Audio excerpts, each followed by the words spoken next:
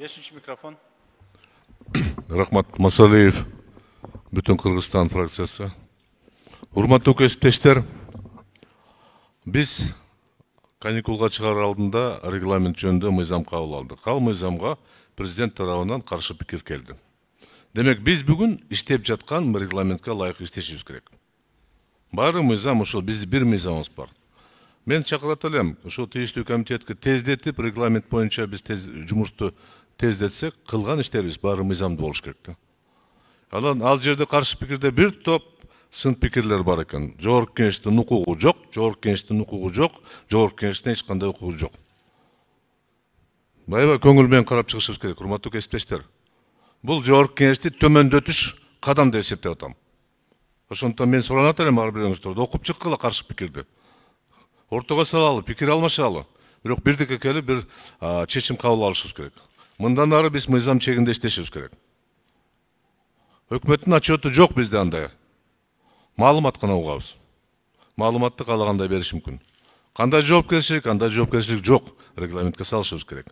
Мен суранат элем, урматтуу кесиптештер, келгиле регламент маселесини тездетип карап, каршы пикирге же орто жерден тил таап, бирдей пикирге келишибиз керек, же ал каршы пикирден биз 3-2 менен добуш менен кабыл алышыбыз керек. Жогорку кеңеш бул мыйзамдын булагы деп эсептесек болот. Биз кабыл алган мыйзам негизинде бүт турмуш жүрүп атат. Өзүбүз мыйзамсыз иштеп атканыбыз кандай болот? Ошондуктан регламент деген биз үчүн эң негизги мыйзам. Ошону биз тездетишибиз керек, бул бир. Экинчи, жалпы биз жолуккан жерде көптөгөн маселе бар. Аны жумуш тартибине айтабыз. Бир нерсе айткым келип атат, урматтуу төрага, балким бир ыңгайлуу болсо, мамлекеттик думага Россияга бир кайрылуу жасап көрбөйлүбү?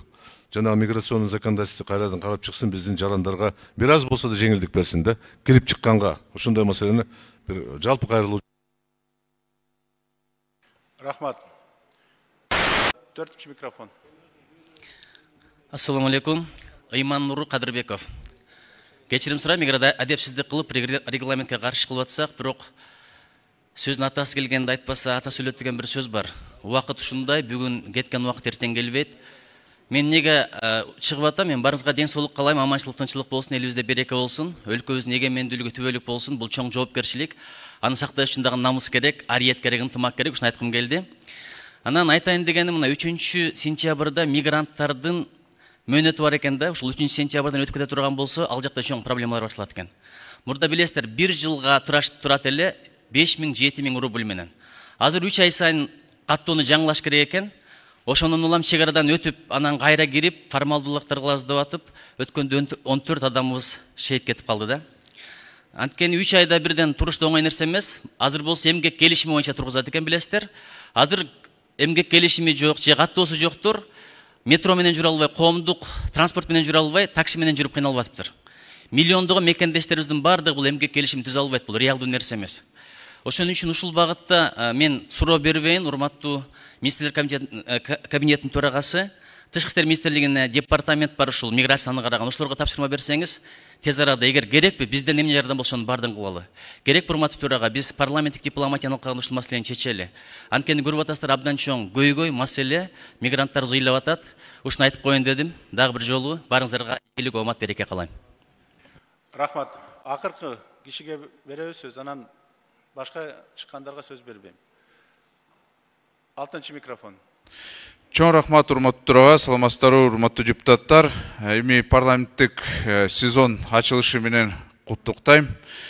Эми урматтуу төрага, биз жөн эле разный деп ошол жерде жөн эле кургак сөздөр болуп калат да.